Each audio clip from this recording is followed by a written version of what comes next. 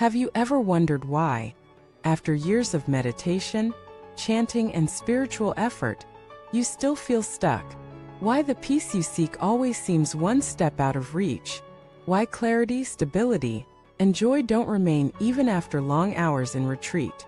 Is it possible that despite all your effort, you've missed the essence of true practice? Welcome back to this channel, where we dive beneath the surface of spiritual appearances to touch the roots of real awakening. Today's reflection speaks to the heart of every sincere practitioner, the kind of seeker who has put in the time, but not yet seen the fruit. If you've ever asked, why am I not progressing? Then today's message is for you. There is a powerful teaching circulating in some monastic circles for short lines that, when understood deeply, unlock the gate to what is called one-pointed mind. This state, often mentioned in sutras, is not mystical or unreachable, but it requires a complete inner shift. And that shift, dear viewer, begins with returning to the foundations, not just intellectually but experientially. Let us begin with a story. Jean was a monk who entered the monastery at age 17. By his mid-30s, he had studied the scriptures, mastered ritual chants, even taught lay students. Yet, in private, he felt unsettled. He confessed to his teacher, "Why do I still feel so scattered? I've renounced the world, but my mind is still noisy." His teacher handed him a small slip of paper with 4 phrases. "Contemplate these," he said. "Not with your head, but with your life." The phrases were simple. Stop seeking elsewhere. Return to the breath. Meet thoughts with kindness. Stay with the present. Jean was confused at first. Surely the path to deep samadhi must be more complex. But over the next year, he made those 4 lines his daily mantra.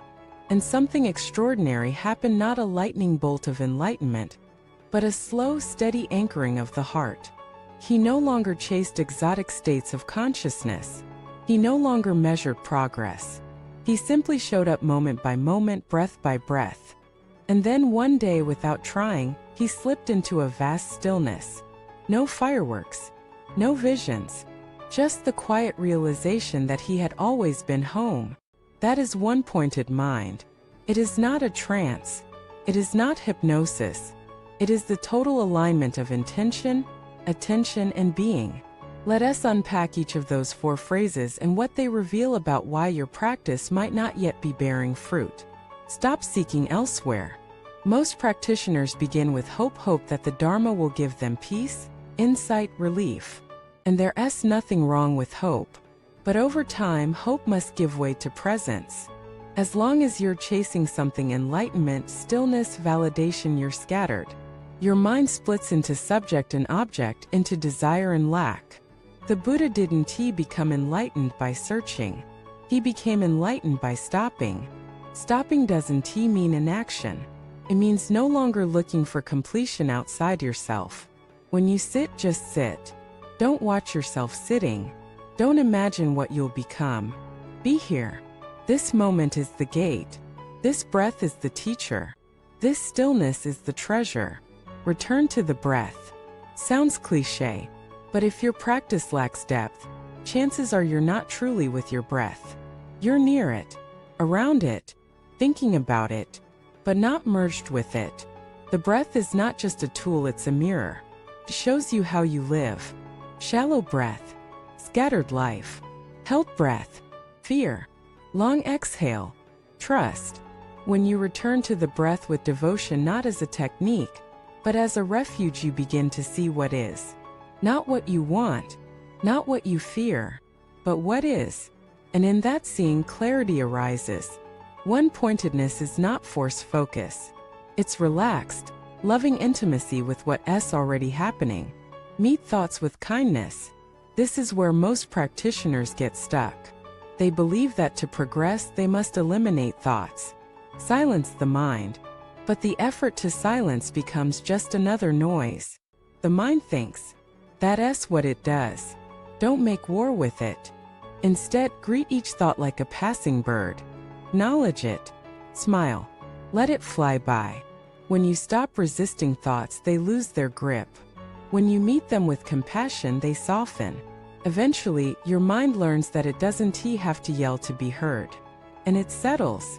Not because you conquered it, but because you befriended it. Stay with the present. This sounds simple, but it's the hardest of all. The present isn't always pleasant. Sometimes it's boring. Sometimes it's painful. Sometimes it's so silent that your ego panics.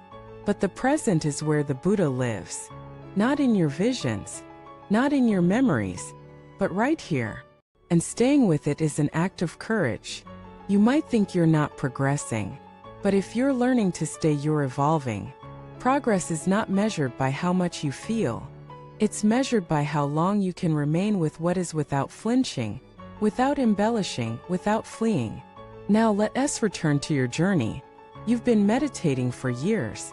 Maybe you've even had glimpses of clarity, but they fade, and that leaves you confused. Hear us, the missing piece glimpses are not goals. They're invitations. If you chase them, they vanish. If you bow to them, they deepen. Consistency over intensity. That's the key. One-pointed mind is not about spiritual highs. It's about unwavering presence no matter what arises. Imagine a candle flame in a still room. That's what your awareness can become. Not dramatic, but utterly dependable. And once you stabilize that flame, the real transformation begins. You start to see your reactivity before it takes over. You hear your inner voice before it speaks. You feel your craving before it becomes action. And in that gap, freedom. That's the gift of one-pointed mind. Not supernatural power, but sovereignty. Not visions of the divine, but the ability to respond rather than react.